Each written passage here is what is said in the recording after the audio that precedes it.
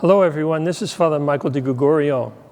I'm standing here in the chapel of St. Augustine Friary at Villanova, which is also the house of our provincial offices that so often become the place from which we communicate to you through our magazine, through our email, through our e-news, through many different forms of social media. Today I wanted to take the opportunity to greet you in a more personal way through this video conference. I simply wanted to say thank you to all of you for your letters, your phone calls, your emails that have asked about us and how we're doing, especially out of concern for our friars on the Villanova campus who live at St. Thomas of Villanova Monastery. Many of them are elderly and retired friars, and also the infirm friars in our healthcare unit. Thank God they're all doing very well.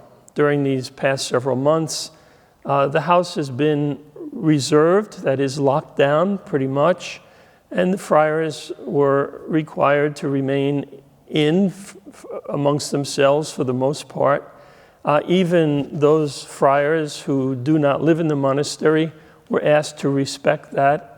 And so we were not able to visit them, but amongst themselves, their life continued on as normal, thanks to the wonderful staff that we have and the leadership of the monastery community. We're very grateful to God that no sickness entered into the monastery community, nor any of the communities throughout our province. We've been truly blessed, especially as we see so many other people who have really suffered greatly because of this pandemic. We hope also that you've been well and that you've been very much in our prayers and in our concern for your well-being. It's been a difficult time for all of us, and I think we've adjusted as best we can. We're ready now, as things begin to change a little bit, to venture out a little bit more carefully, safely, in order that we can resume some of the normalcy, we say, of our life, whatever that's going to mean for us, but with a great deal of patience and understanding and compassion for one another to be able to do it well in a way that's going to keep all of us protected and safe and healthy into the future. Last week, we celebrated here in our province our provincial mid-chapter. 85 friars gathered together on Zoom conferencing for 3 days in 5 different sessions.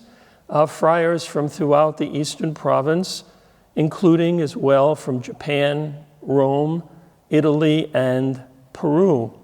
It was a good opportunity for us to see one another face to face, to be able to talk about our life and what's transpired since we were able to meet 2 years ago in our ordinary provincial chapter. We do this every 2 years in order to look at ourselves and review our ministries and the things that we've committed ourselves to do and the things that we'd like to do as we move forward. We had been hoping at the end of those days of gathering to be able to celebrate the ordination of 2 of our friars, but because of the pandemic, that was not possible. We've postponed those ordinations until the month of October, when one of our friars will be ordained to the priesthood and another to the diaconate. Great opportunities for us, great occasions for us. During these summer months now, June, July, a number of our friars will be moving their residences, moving into new communities. One of the decisions we made, not easily, but I think responsibly, was to close 3 of our freestanding communities and to enable the friars living there to move into other communities where they'll be living with greater number of friars in order to embellish our life together, to be able to share our fraternity in more significant and substantial ways. So we ask your prayers as we go forward that we might be able to continue the process we've begun of renewing our life as Augustinians in order that we might be more faithful to the things to which we aspire and that we might be more fruitful in the ministry that we perform. All of those things, of course, depend very much upon our friends, all of those who surround us and collaborate with us and support us in our way of life. We're very grateful to many of you who, even in these very difficult times, have continued to be supportive of us through your generosity, through your material goods, really enabling us to continue to do what we do.